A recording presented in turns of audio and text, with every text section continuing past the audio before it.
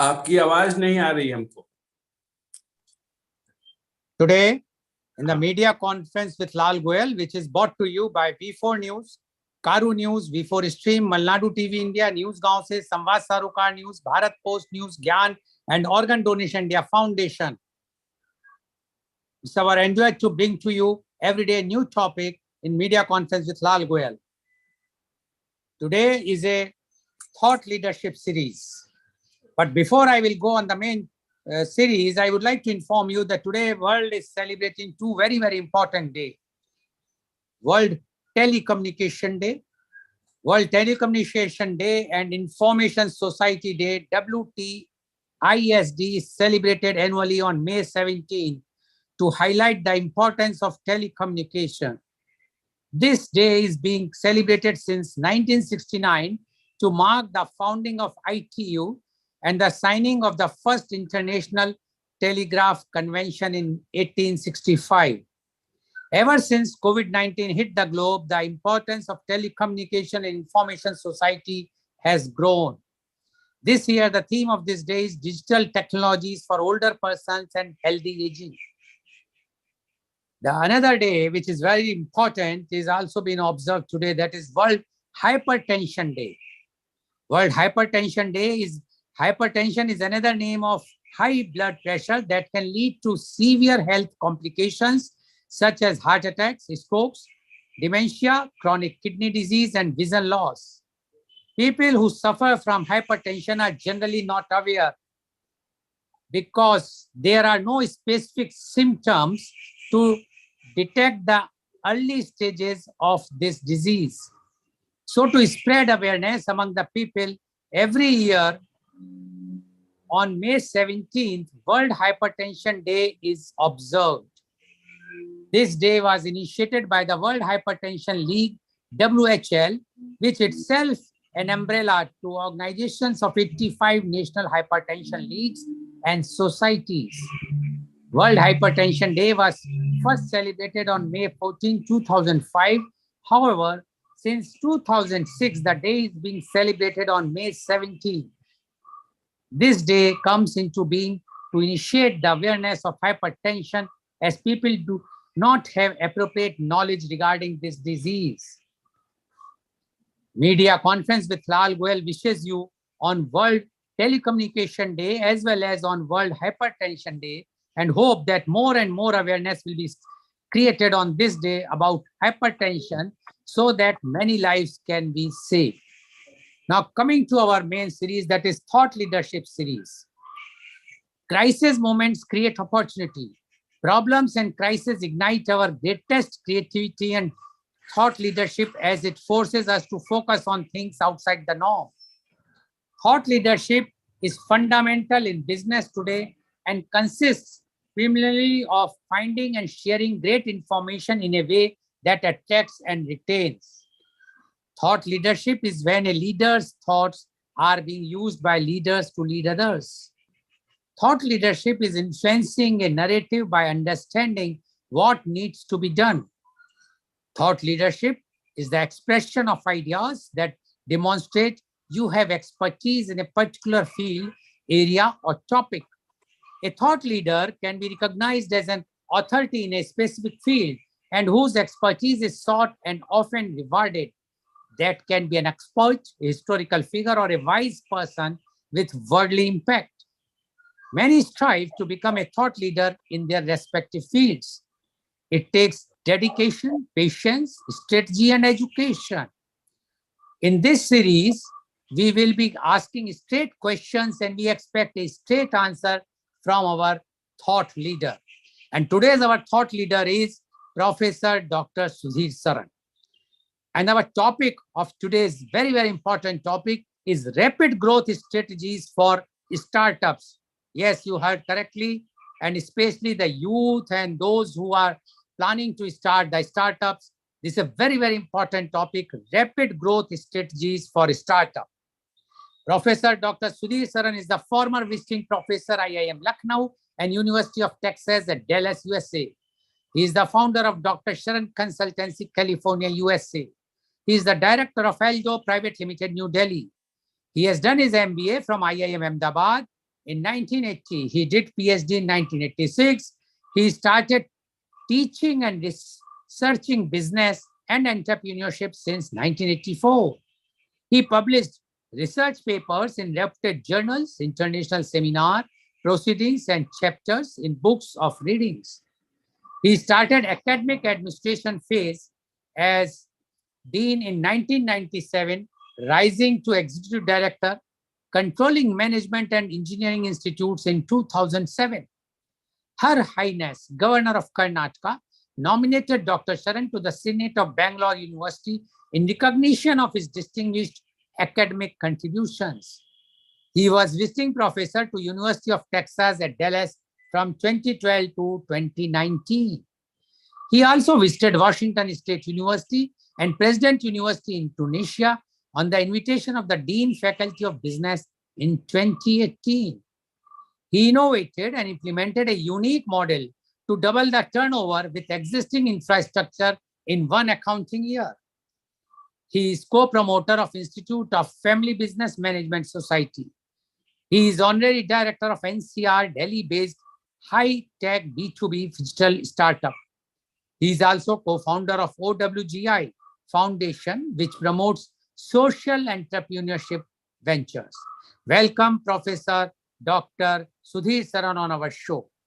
Professor Dr. Sudhir Saran, today's topic is very, very important, keeping in mind because all the startups which are in the field nowadays facing lots of problem, especially their existence problem, as you know, and you have mentioned last time that 90% of the startups could not succeed. They fail in the very first 3 years. So, and only 10% succeed. Now, we would definitely, and you have already discussed in details about that part. But today's our topic is rapid growth strategies for startups. So the startups who are in the field, how they can grow rapidly. And that is the main difference, as was told in one of the our media conference, that the difference between startup and the business entrepreneurship is the X factor, the scaling. And that's why this is a very, very important topic to discuss, the rapid growth strategies for startup. And as you know, this is a thought leadership series. In this, I'm going to ask straight questions to you, and I expect, as usual, always you straight answers from you. So my first question to you is, what is rapid growth strategy of a startup? Thank you, Mr. Goel, for the golden opportunity you have provided to me today. This is one topic which perhaps is of burning significance to people of all ages in all the countries across the world. So today, I'm very happy and honored to be with you discussing rapid growth strategies. Your first query is, what is rapid growth strategy? I think everybody will understand intuitively what is rapid growth. Everyone will intuitively understand what is a strategy. What in our thought leadership want to do is bring that intuitive element into conscious domain. A strategy, in the simplest of simple terms, is a particular decision which has dramatic impact. Mark my words. A strategy is the simplest of simple words, is a decision. And that particular decision, which has dramatic impact. Suppose I purchased lots of shares of companies in India the year I passed out and started service, 1980. If I did not buy Infosys shares, it will be a strategic mistake. And if I bought 1,000 rupees worth of Infosys shares, it will be a strategic success. Rapid growth strategies are strategies in this sense. They are decisions which make dramatic impact.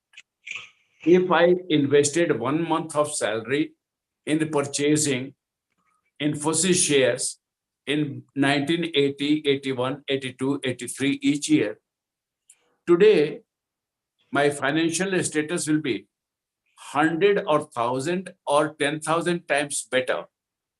And this is the power of a strategic decision. So this is what I want to convey to my viewers. Whenever we talk of a strategy, let us become alert. Let us sit up as if the king comes to a stage, all the audience will rise in respect.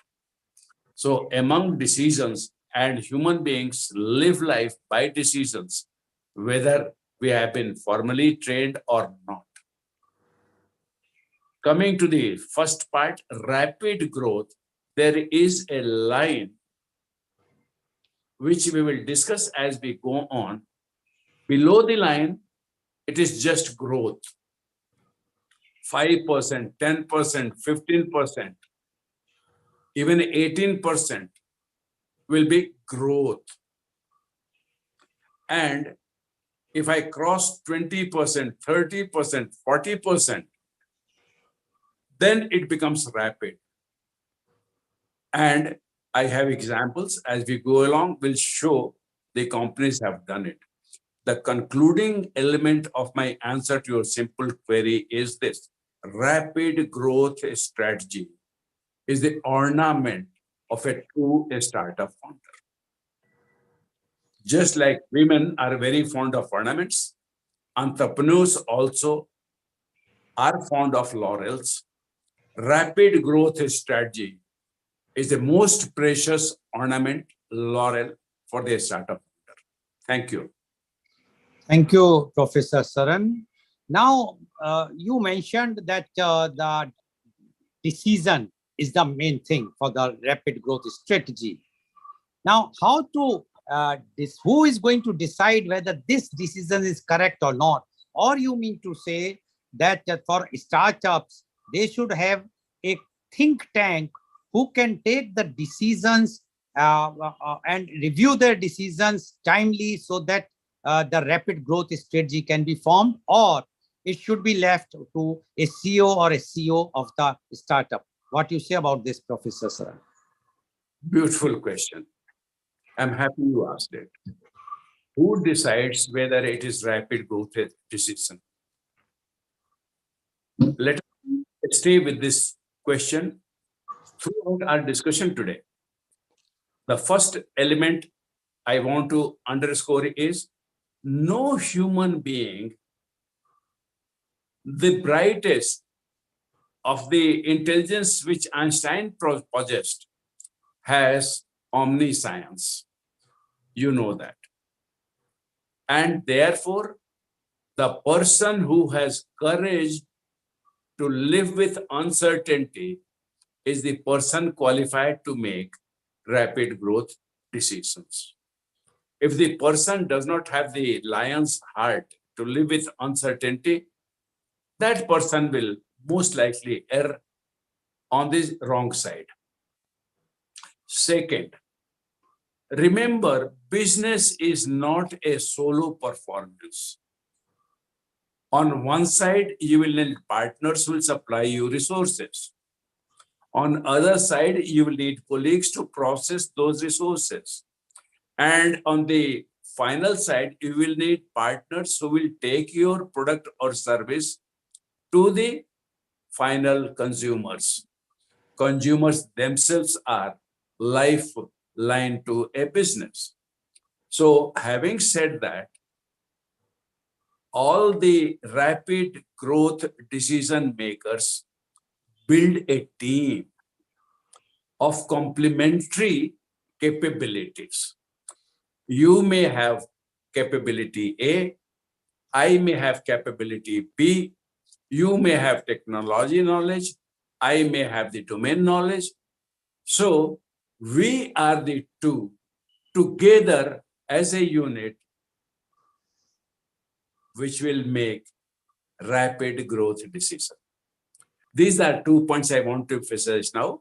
More of it will follow as we go along. This is very important. And having said this, before I stop, let me tell you, you and I are two different individuals, will remain two different individuals.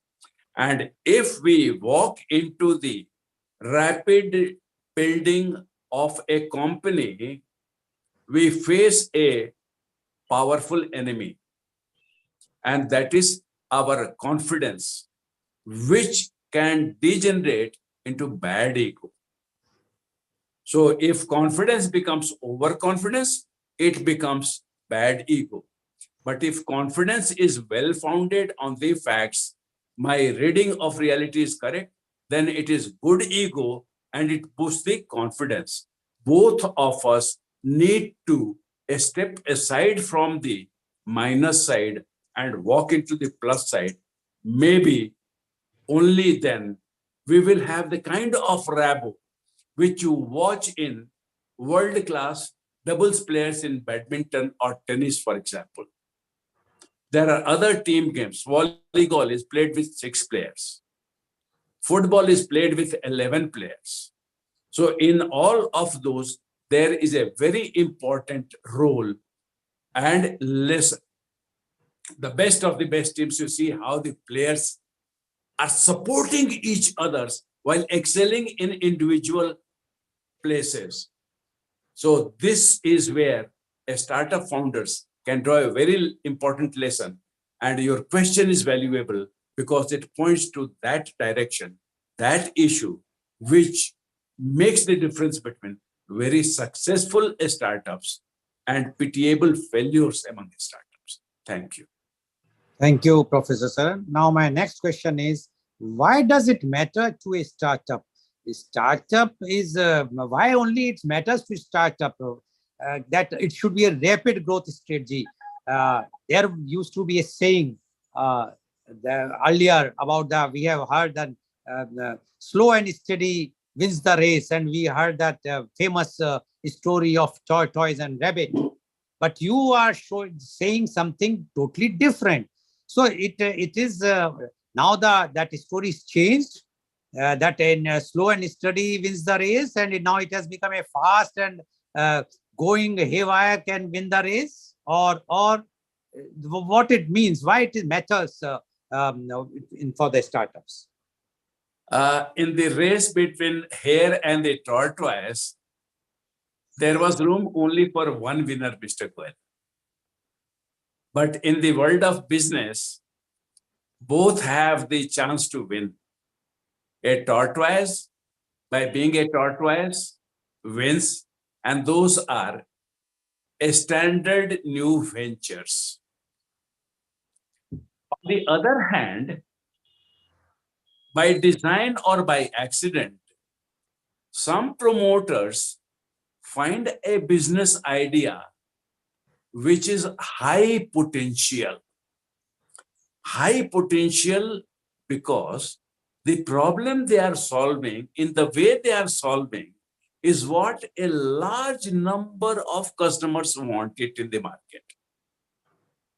So if they can manage on one side the product story, and on the other side, the market management story, and then the combination story, boy story, girl story, dating story, then they become high potential organization.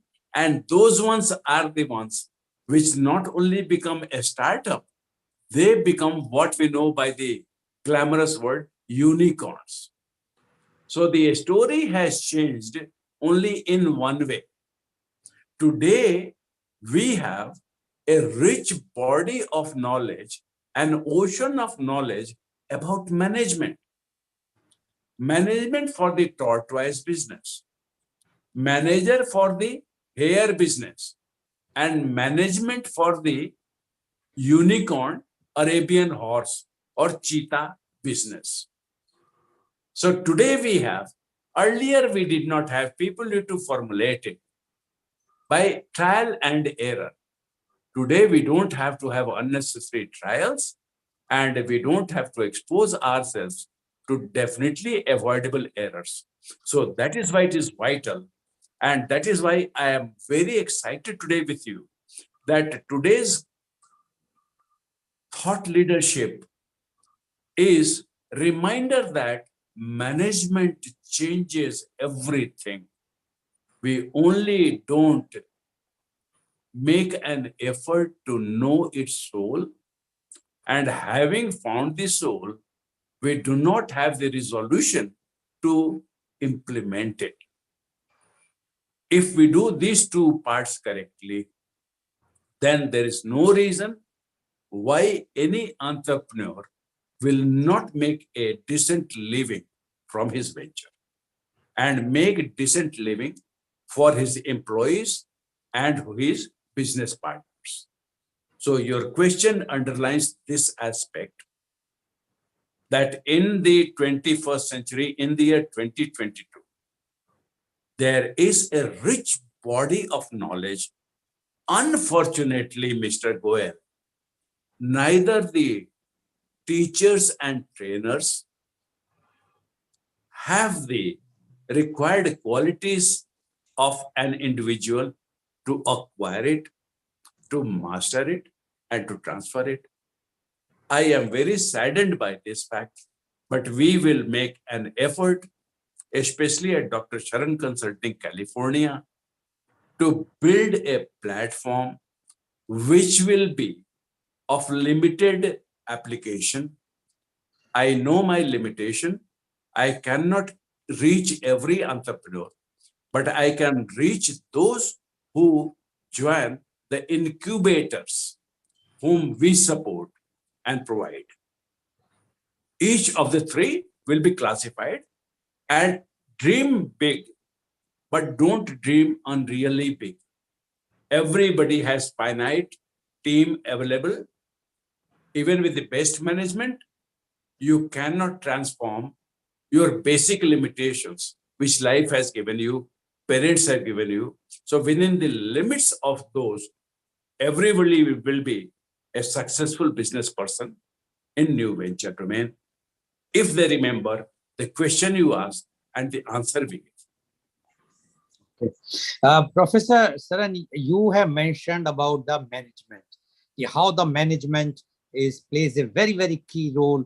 Their strategic decisions for the rapid growth of, and then the management can transform the startup in a unicorn. But are there any external forces also there which drive the rapid growth, or it is just inside the internal decisions which can go for the rapid growth? There are external forces, let me admit, very much there. And the management, which is particularly among the founders, they have to be conscious of those external limits.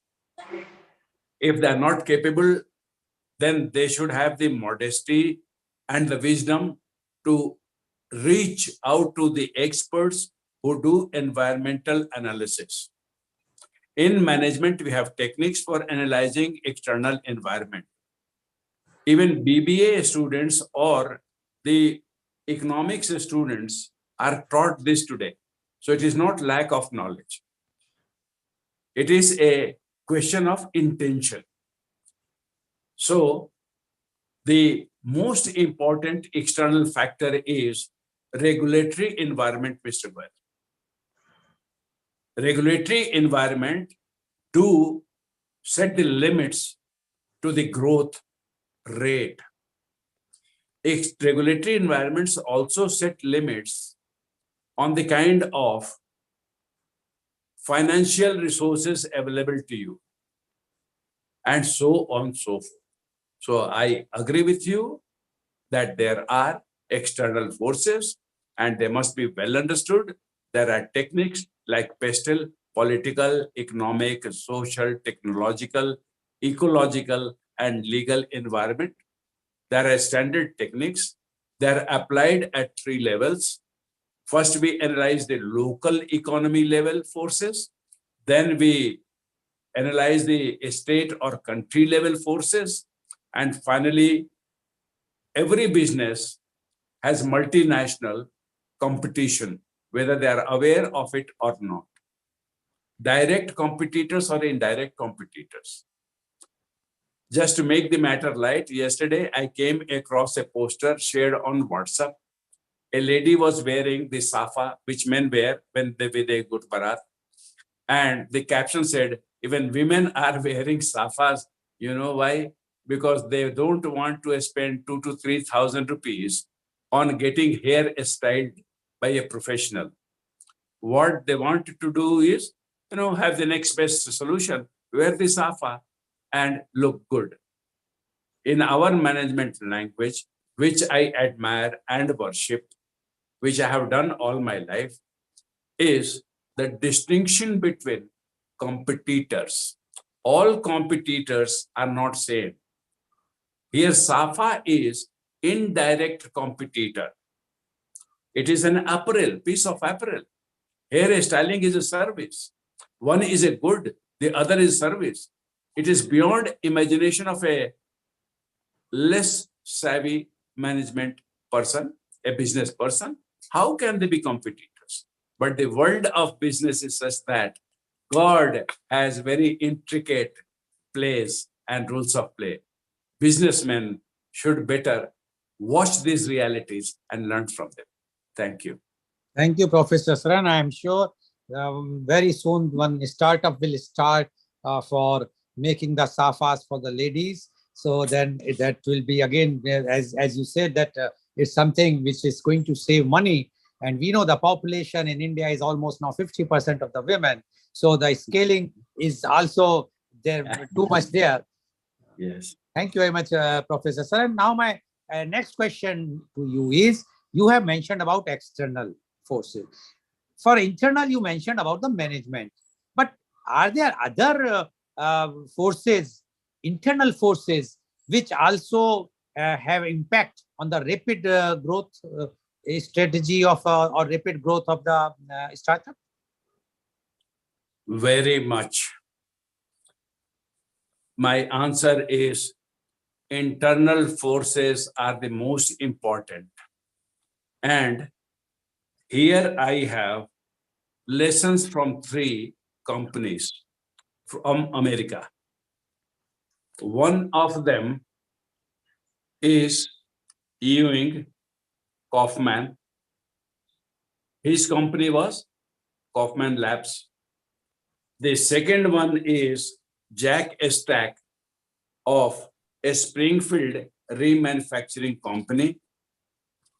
And the third one is Ralph of Johnsonville Sausage Company. These 3 answer the question, and these are dramatic examples. The founder must not go solo unless it is exceptional case. Don't keep 100% equity with you, in other words. Don't be greedy or short-sighted. The founder must find other members of the team. So very important part in answer to you is building a new venture team or missing on making a new venture team. It is the quality of management which the new venture team does, which is the internal factor for fueling rapid growth strategy. I don't want to dilute the matter, so I stop here. Okay, thank you, Professor Saran. Because in USA, whenever the investors invest money, especially in the investors' seed money I'm talking, they want to place their own CEO or the CEO of that startup, so that they know that the founders, because there they say founders, or here we say promoters, the founders can be kept in check, and the founders generally in startups are the technical people, while the CEO is a professional person. So to check, as you mentioned rightly, the internal forces, to keep a check, they always want some professional CEO to be there. Do you agree with this, Professor Saran? It is a very difficult question you are asking me. There are cases where professional CEOs have done wonders and failed miserably. There are cases where non-professional, intuitive founders have performed miracles and failed miserably. Therefore, the answer lies: what is it which the successful professional or non-professional CEO does, is good at, and what the failed ones miss out. Having said this, I just showed you three companies. In each of the three companies, lots of differences were there. It is common sense to expect it. But I was struck by this one, that there are loud and clear similarities. And the similarity is none of them disrespects their people. All of them literally celebrate each of their people as human beings. They have very exalted philosophy, so to speak. The respect is endless and rest follows from there. So if these new venture CEOs, whether the venture capitalist brings it or whether it grows through the early stages of the business because of the results they deliver, the team building they do, we'll talk more of this in other aspects as we go along today. But remember, it is venture capitalist which brings very vital resources to the table. There are some promoters who decide to bootstrap their organization. They want to keep maximum equity. But if your business requires a rapid growth strategy, which is a key role of venture capitalist network, then it is a folly not to give some part of equity for bringing in the venture capitalist. The venture capitalist brings two very important resources. One is the funds which a business needs in every case before break-even point is reached.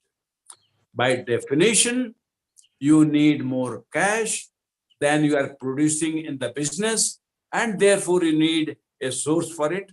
It can be an angel investor, it can be family, it can be friends, it can be venture. That is a separate specialization by itself. But the second most important thing is they are the ones which bring those elements, those networks, those experiences, those partners who make the product market fit happen at speed, and thereby speed up the rate of growth. This is important for two reasons. First, the important reason is time is of essence in business. We have heard it. So what can be done must be done today. Venture capitalist is the one with wider objective view, whereas the founders and internal people have limited and subjective view.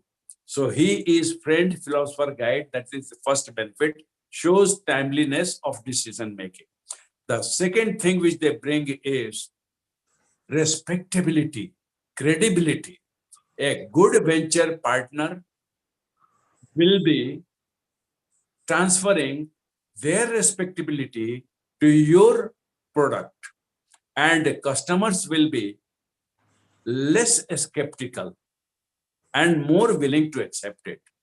These two contributions are there. While we are at this topic, Mr. Goel, let me also mention I heard a very sad news yesterday.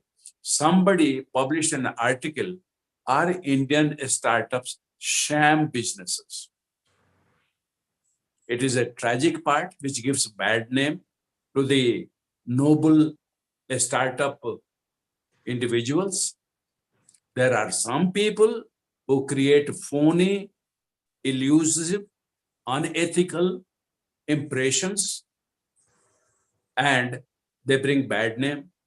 That is where due diligence is very important for the founder to select the right venture capitalist, because there is a whole ecosystem of sham founders, sham fund providers, and sham everybody else. We have to be very careful to avoid. Okay, thank you, Professor Saran. I just received one question, rather a statement, and I would like your comment from Professor Dr. Puneet Dublish. He has said it that all startups, barring few, are in debt because of business model with not visible revenue and with low margins. Like right now, you mentioned about the sham business of startups. Do you think the without any proper business model, the founders or the promoters are coming up with the startups and there's no visible revenue, as Professor Dublish has asked, with a low margin? Your comments on this? What Professor Dublish is mentioning is a very interesting phenomenon. In 1960s, a man called Theodore Levitt published an article, Mr. Goel, in Harvard Business Review, and is one of the most respected journals even today. He called a concept marketing myopia. And the kind of organizations which are in debt, the startups which are always short, most of them are victims of marketing myopia. Just as suppose you wanted to start the Safa business for women. You see, you have not done any market research. You haven't gone to any women of different ages, different economic backgrounds, ask them what price points appeal to them, for what quality of the Safa, and you just believe that all that you know. At your age, you know a lot about the world. You think that is adequate enough for your business model. That is the fatal mistake which Mr. Dublish is pointing out. So thank him for bringing this issue. We will like to say the management is a noble profession.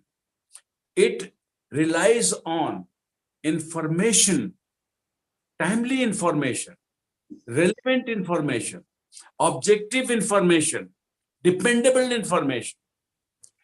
And I do not have all of it for rapid growth strategy formulation.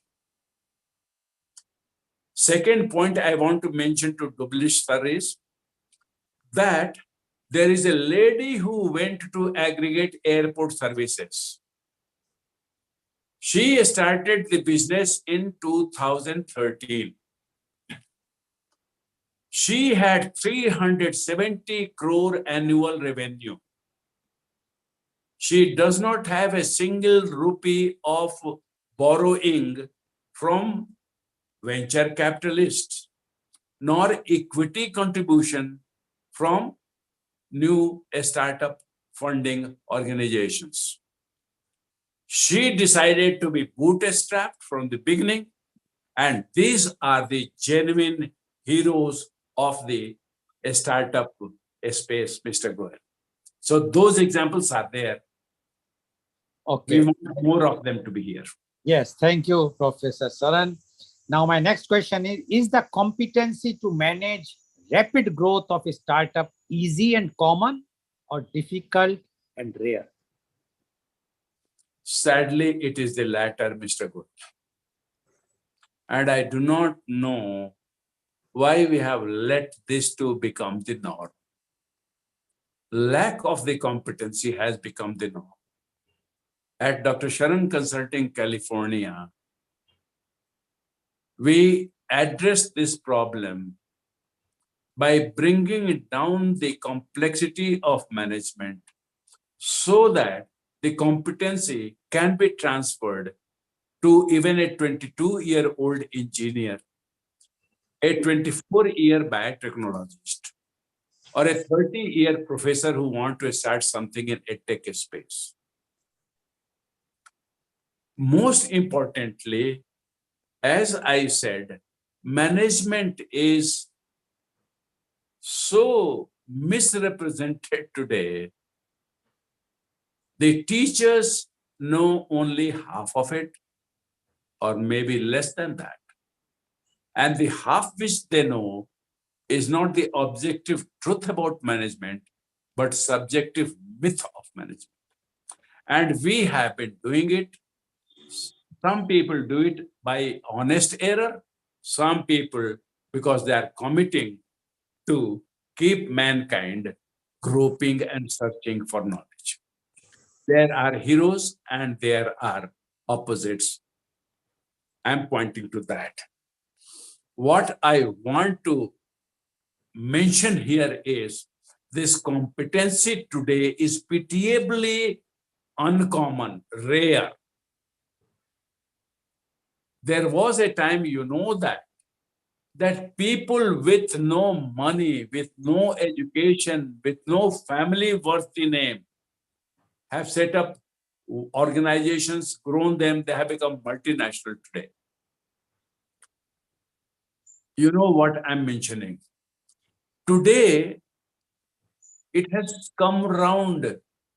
Earlier in that era, 17th century, 18th century, 19th century era, if 10 people started ventures, 9 of them succeeded. Only one poor fellow failed because of the external factors, not because the person lacked management competency.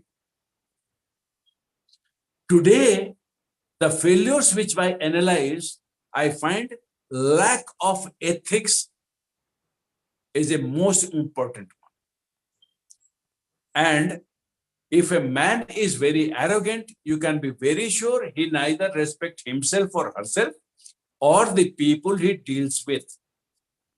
Arrogance is a sure sign that it will lead to blindness, the kind which marketing myopia refers to. That person will not respect objective information needed for rapid growth strategy formulation. So here, it is a pitiable situation. We are trying to set it right. I'm sure more people will join us and they will set it right. The basics which I said are so common sense. For example, in this sheet you see Ralph Steyer,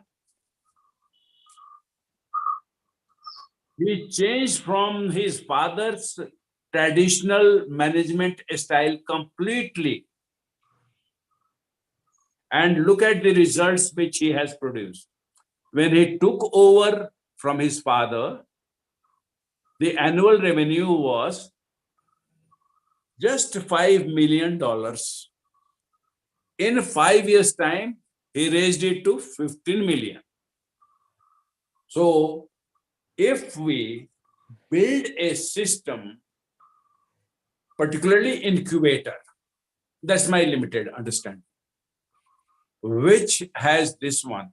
And my formulation is very simple, without any prejudice or arrogance. I have come up with an acronym which I plan to write and put in open domain. I don't want to make an intellectual property and charge royalty for this one, in other words. And that is, take the word manage and make it an acronym. M.A.N.A.G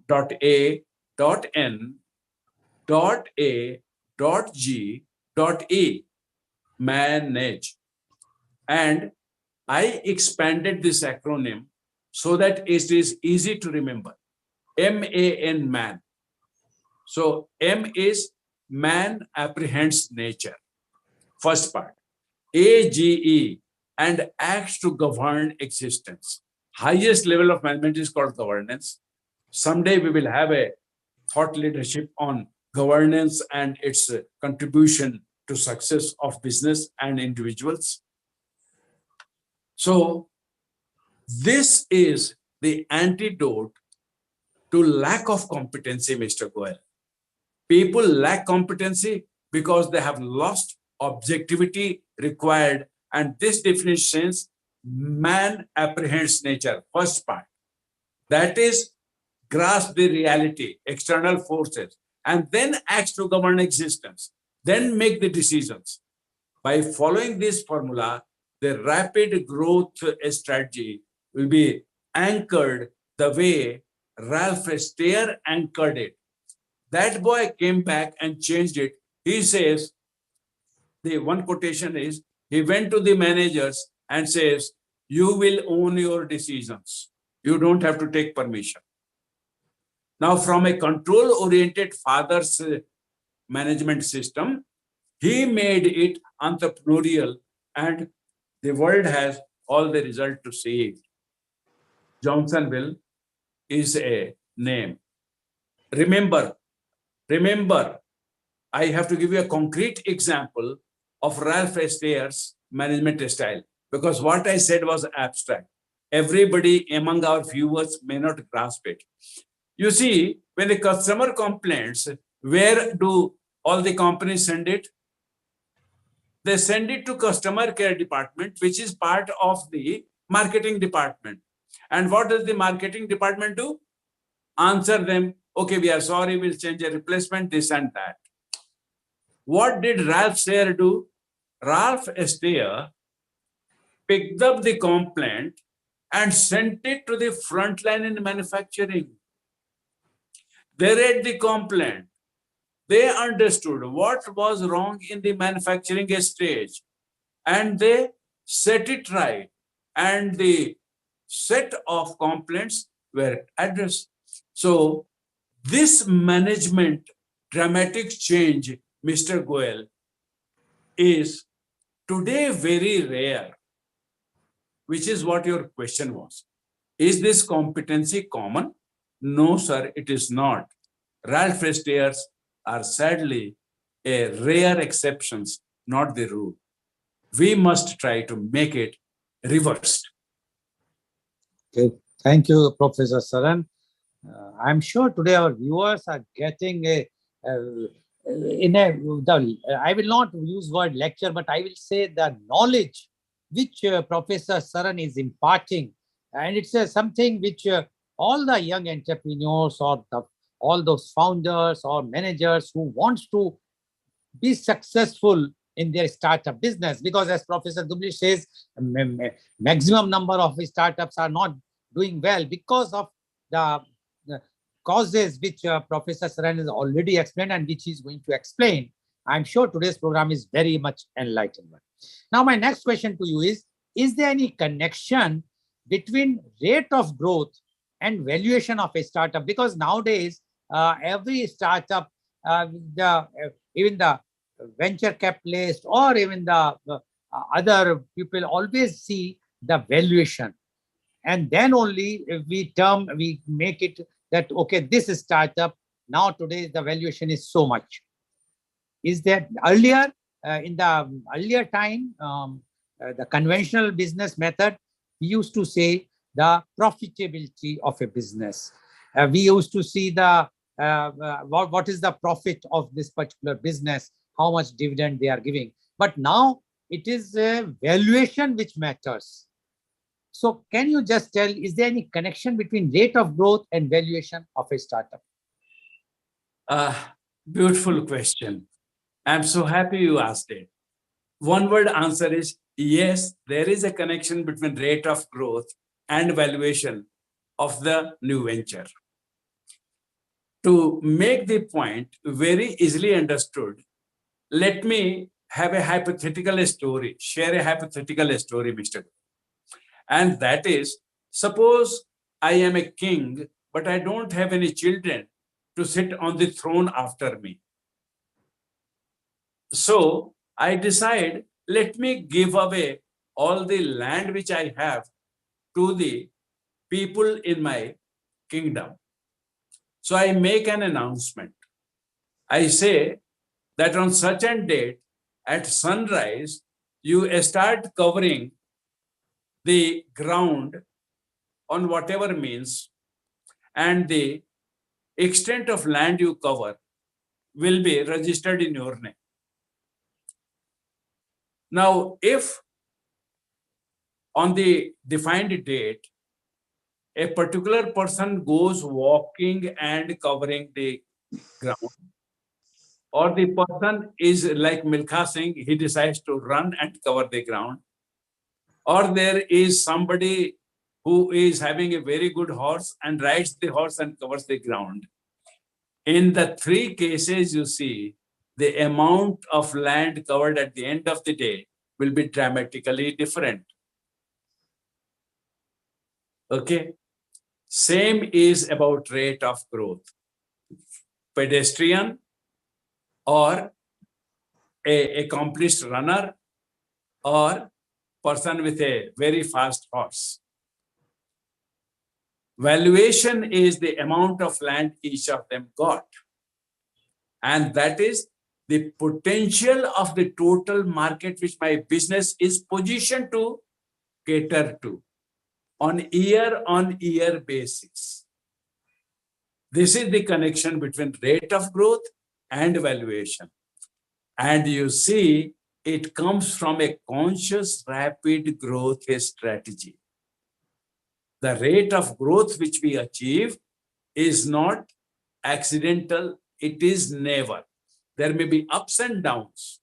Here I want to show you a diagram so that the story is clear.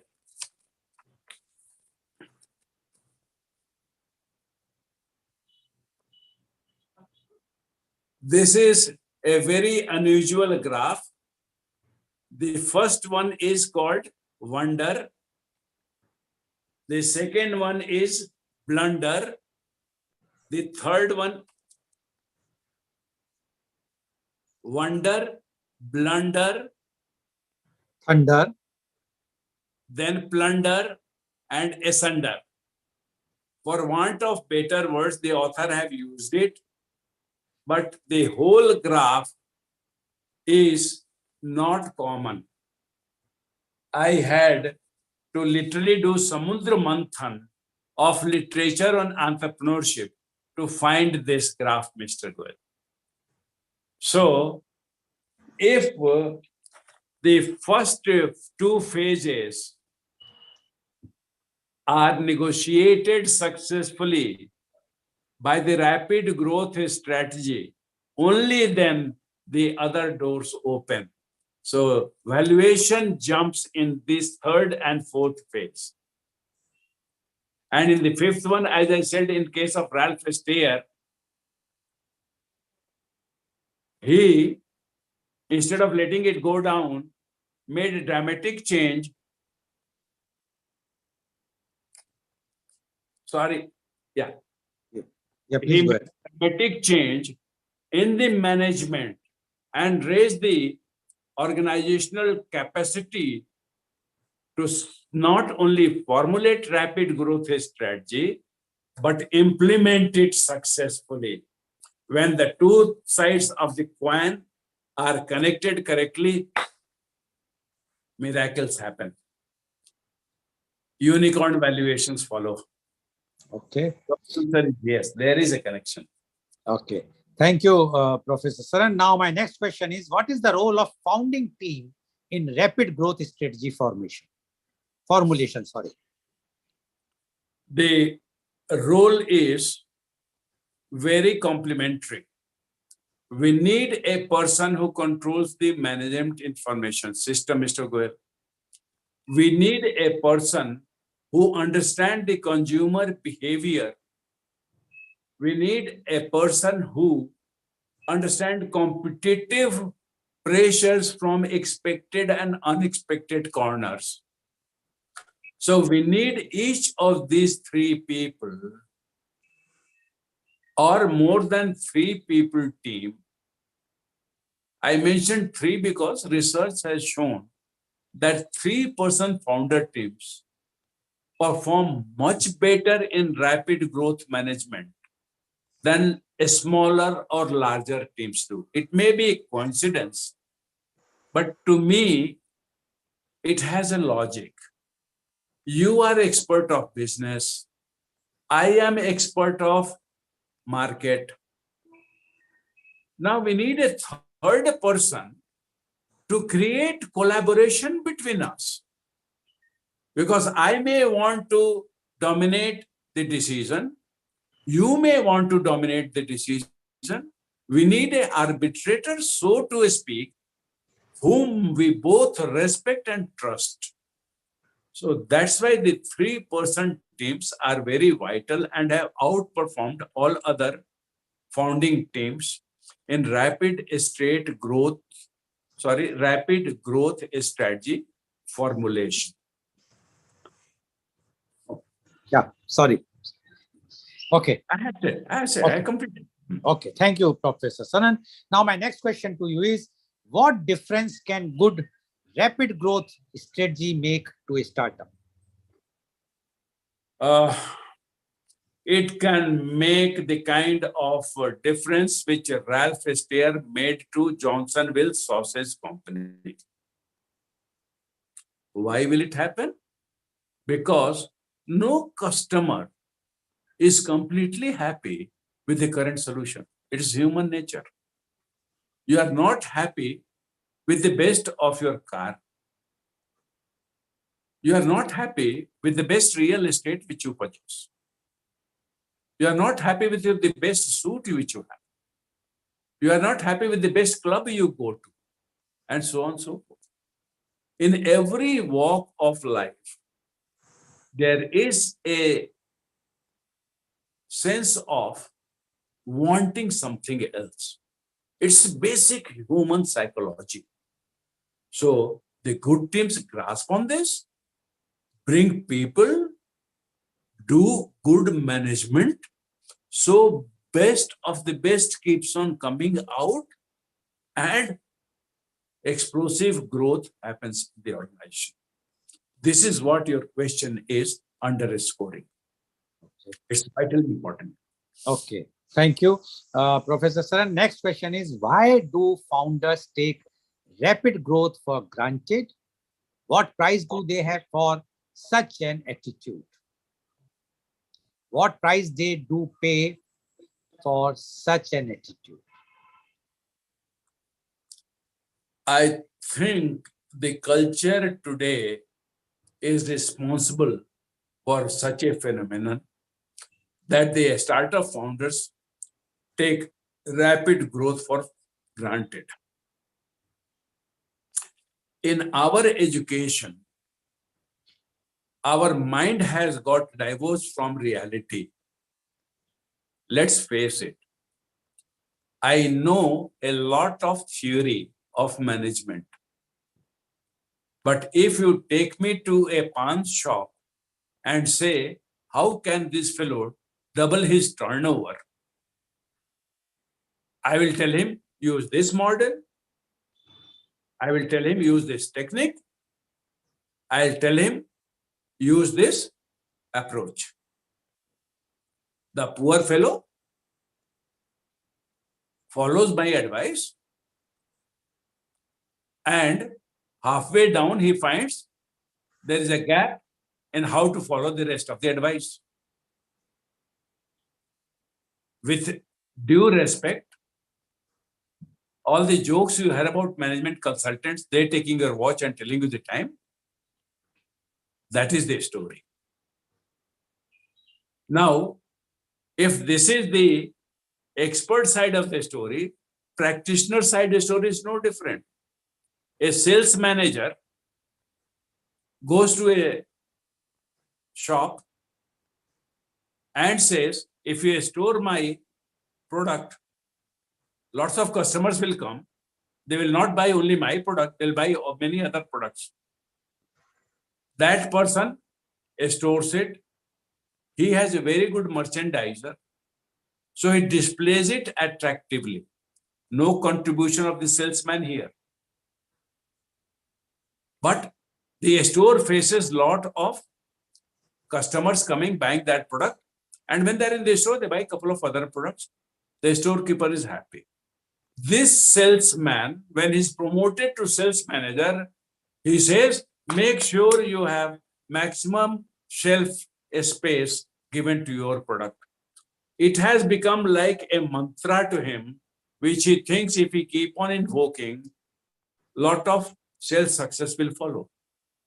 What this man is not saying or seeing is the power of merchandising. If need be, he should provide own merchandiser in each of the store where he gets shelf space. So in business, it is a rule. Not one thing gets these sales. At least two complementary things are needed. Many times it is a large number, 20, 200 elements must fit together. So this is the reason why the entrepreneurs take growth for granted, because they share the blind spots which this sales manager in my example has about merchandising and its contribution. By fluke, they get this. Now they are spoiled. They make it a mantra and make everybody's life miserable. So what happens is such founders, such senior executives of new ventures which are growth oriented are very hard of hearing, Mr. Whether you are an expert, whether you are a colleague, whether you are subordinate, it's very difficult to make them listen. And that is a tragedy, a avoidable tragedy. I don't know what other than manage will cure it. Thank you, Professor Saran. Now, my next question to you is, quality of founding team shines through competent, rapid growth strategy execution. What's your view? 100%. And today, two compatible people coming together is a blessing. The primary founder should be an individual who has a very high level competency. He sits with you for 20 minutes, 30 minutes, 1 hour, and you become as energized about the business idea as he himself is. This is called charisma, Mr. Goel. So this is the first thing which the founding team core member should have. Then the other members who have been found, this is called team building, founding team building. In this, what happens is, see, I may hate some things very much. I may love some things very much. If it is deep conviction of mine, I don't want to change it. I am a human being first and foremost. You can only persuade me to change if I am somebody of substance.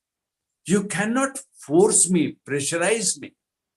If you do that, then what happens? I go into negative stress and my creative faculties vanish, burn. So burnout happens. So you see, this is the reason why competent founding teams are like a factory in which every member is managed like a proper human being. And most importantly, the founding teams shine because of one quality, Mr. Goel. They are generous to the extreme. They are generous to the extreme. To give you an example, see the first example of the three companies from which I said we can draw lessons. The Ewing, Marion, Kaufman example. See the 3 points which are there.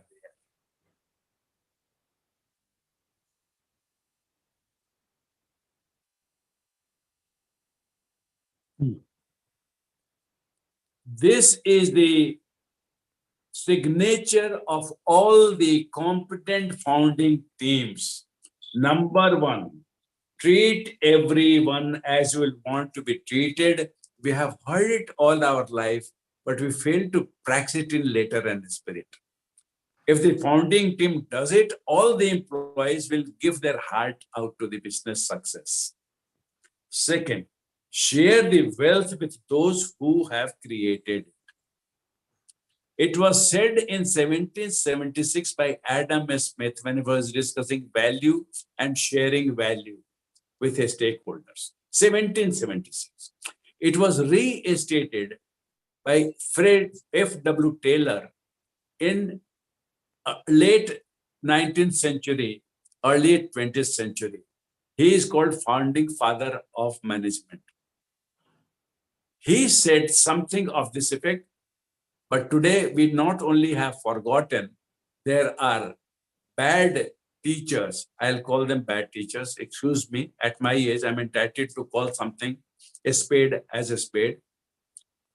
They want to misrepresent the actual statement of Fayol in order to propagate bad theories. The third one is pursue highest standards of performance and ethics. Highest standard of ethics. I don't take a rupee of yours, which is not mine. I don't give you a rupee, which is mine. Both sides is ethics. No sacrifice taken from you, no sacrifice given to you. That is the highest ethics. Ayn Rand wrote a book on this one. It is called The Virtue of Selfishness. That is the highest standard of ethics. For those who want to know the detail, here is the reference. Highest standards of performance, Mr. Goel. If you are able to drive without a single accident 1,000 kilometers or Indian roads every day, but if you drive only 300 kilometers or 600 kilometers, then you are not sticking to highest performance. 1,000 to karenge hi, maybe 10 kilometers more every day. That is highest standards of performance. Pushing yourself, pushing yourself, pushing yourself to excel. And that comes only for internal self-motivation first, and it is sustained by the Ralph Steer kind of organization, the Ewing Kaufman kind of organization, Mr. Goel. The two are complementary. The organization culture, compensation plan is part of it. So these 3 points are the answer to the question. That's why they shine. That's why they excel. Okay. Thank you, Professor Saran. Next question to you is, if rapid growth strategy is so important, don't you think the incubators have a special model to teach it to ambitious founders? Because what you are saying and what is practicalities which is coming out is that the rapid growth is very, very important. Now, when rapid growth strategies are very important, why the incubators are not teaching them or telling them in to the ambition, the founders who want to do the business or who want to start the startup? I think the answer is yes. Every incubator should have a module on this one. But as is true to our thought leadership interactions, We are bringing on cutting edge knowledge to the general viewers. Tomorrow it may become the norm, but today it is exception. And we have a big role to play at Media Conference Lal Goel and at Dr. Sharan Consulting, California, to make it our mission to go to incubators and tell them the power of rapid growth strategy. Not leave it to chance, but put it in the hands of a competent founding team. This has not been one of the conscious objectives. This has been included in the term sheets that you will do this, you will do that, ensure rapid growth. Those parts are there. But you know what?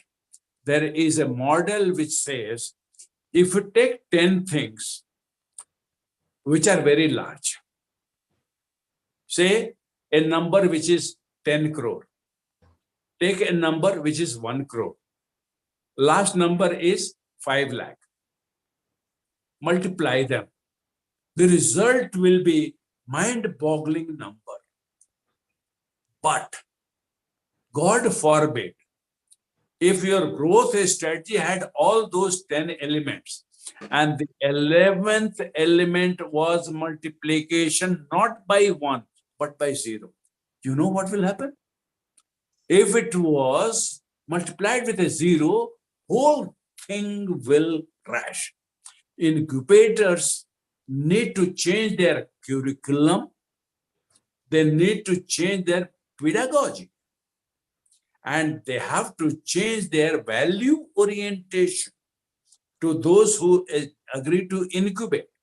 With these 3 changes, Mr. Goel, which let us agree today to push at a mission at your level, at my level, we will go to incubators and tell them, time has come to do this. Because you cannot pat your back with 10 laurels. We have this huge success, this is huge success. You will become a story like Steve Jobs in 1984-85. Steve Jobs was growing his Apple computers quite nicely.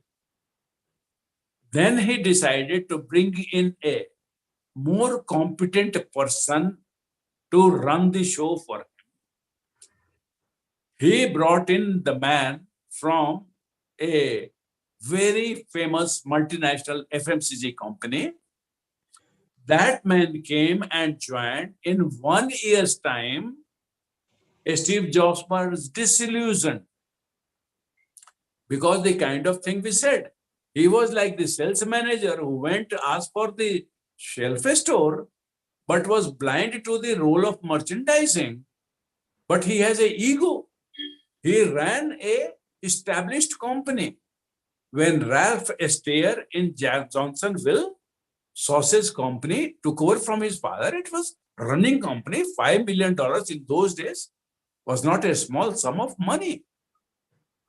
It was a successful business.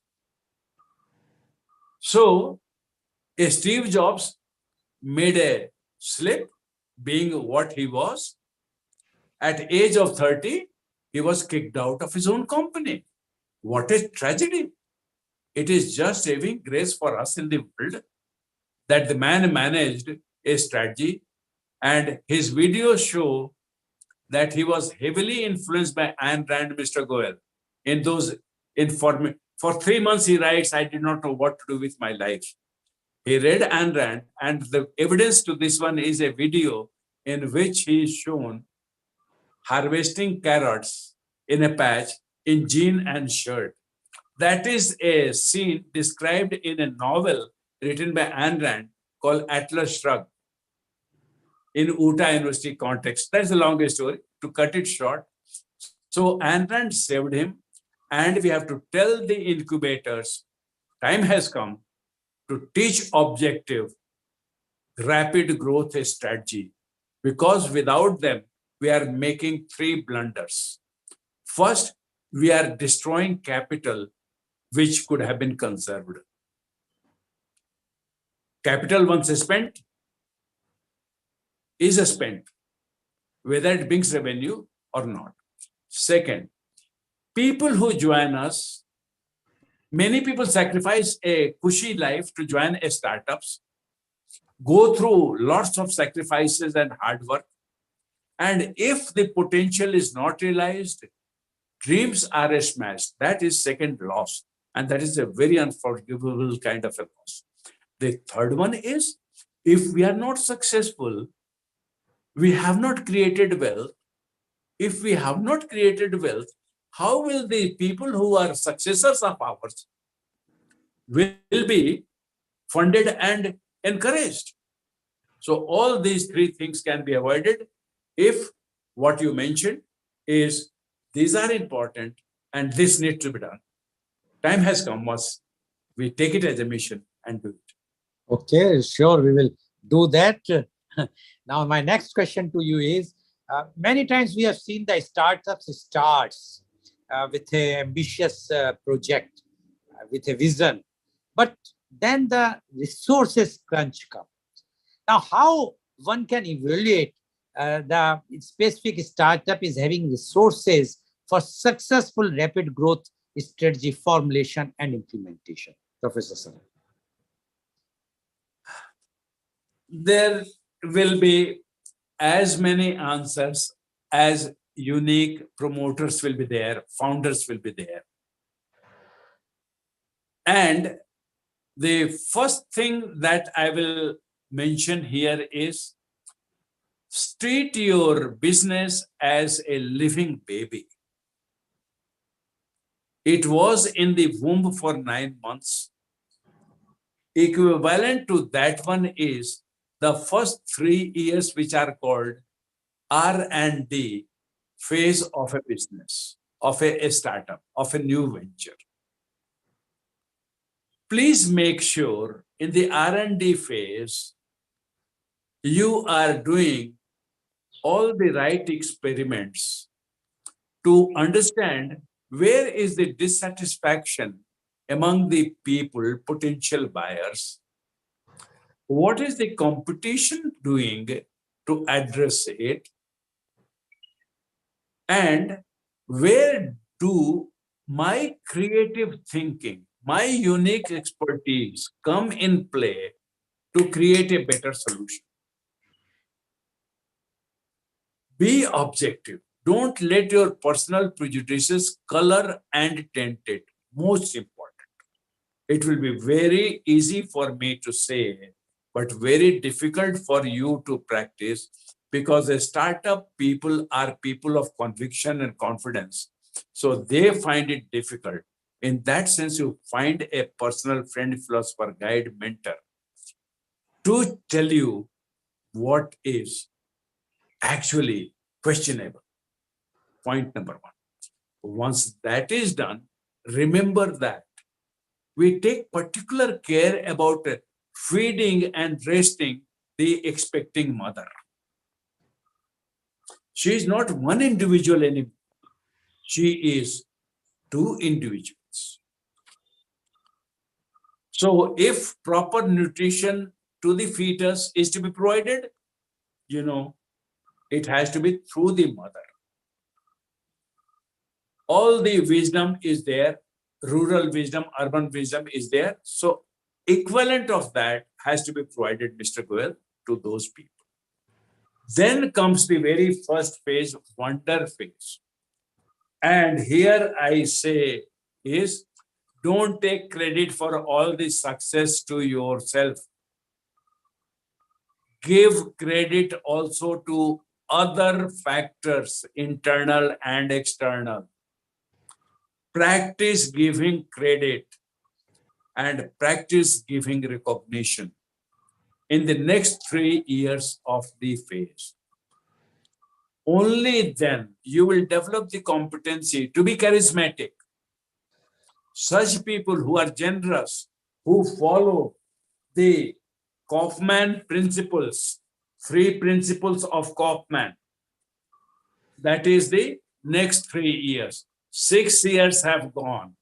Now the rapid growth will be visible because the strategy will be there and product market fit will be happening at increasing rate. I am using economic word, increase at increasing rate. That is what happens. And today economic knowledge is there. Inflection point will come. The moment inflection point will come, be careful because rapid growth strategy will start giving less and less result. And you may want to flog the organization and members, key players, marketing manager, finance manager, HR manager to extract more performance from them. Please don't do it. Change the systems, not the people. I have a quotation here which is relevant. It says, when a flower does not blossom, change the environment in which it grows, not the flower. Here, I will also remind what Sloan said, take away all my assets, but leave me my organization, and I'll get everything back in 5 years. Take all my assets, leave me my organization 5 years. So in the next 3 years, have the mindset, have the philosophy, have the attitude to map and reflect what Kaufman is saying here, and have the courage what Ralph Steyer here says, change the traditional lock, stock, and barrel, not piece by piece, not in retail, wholesale. And you have done your job as the best of the best founders are expected to do with respect to excuse me, rapid growth strategy formulation and implementation. Thank you very much, Professor Saran. Although I have some more questions, but the clock is saying something else. So, viewers, you have seen today how the rapid growth strategy for startups are important, very, very important. And Professor Saran has given the straight answers to my straight questions and given all the details how the rapid growth strategy for startup is important. He has even said about that the incubators must teach the founders about this rapid growth strategies, because without rapid growth strategy, the valuation of the startup will not grow. And that is very, very important in the present scenario. So according to Professor Saran, which he has given explanation in during our this complete almost 1.5 hours session, he has clarified all the doubts, all the questions. And viewers, I would like to request you, in case if you have any questions in our such type of programs of thought leadership series, you can send your programs once you receive the flyer or once you see it on the Facebook or the YouTube, or to the channels, those who are telecasting this show, so that we can also put these questions to the thought leader and let the thought leader reply. So our purpose is to enlighten you in all the things with the expert's opinion. And I would like to clarify that media conference with Lal Goel is not charging a single rupee, nor their guests, the thought leaders, are charging a single rupee for giving their expert opinions. And our endeavor is to bring all those who are expert in their field. Thank you very much. And today's program has been live telecasted by V4 News, Garu News, V4 Stream, Malnadu TV India, Newsgaon se Samvad Sarukan News, Bharat Post News, Gyan, as well as was shown live on Facebook and YouTube. And in our endeavor to bring to you every day new topic in media conference with Lal Goel at 10:30 a.m. Tomorrow again is a thought leadership series, and the topic is value system in society. Yes, you heard correctly. It's a value system in society. And our thought leader tomorrow is Professor Dr. Pramod Pathak, former professor and head of management studies, IIT Dhanbad. So please tune in tomorrow for media conference with Lal Goel at 10:30 a.m. Thank you very much, Professor Thank Dr. you. Sridharan, for Thank you very giving much. and enlightening our viewers. And I'm sure today's program is very much enlightening, especially for all those who are planning to go for the startup or those who are already running a startup. And not only startup, I will say any business entrepreneur, they will consider this rapid growth strategy, it will be beneficial even for them also. So thank you very much, and thank you all the viewers for watching our show. Thank you very much.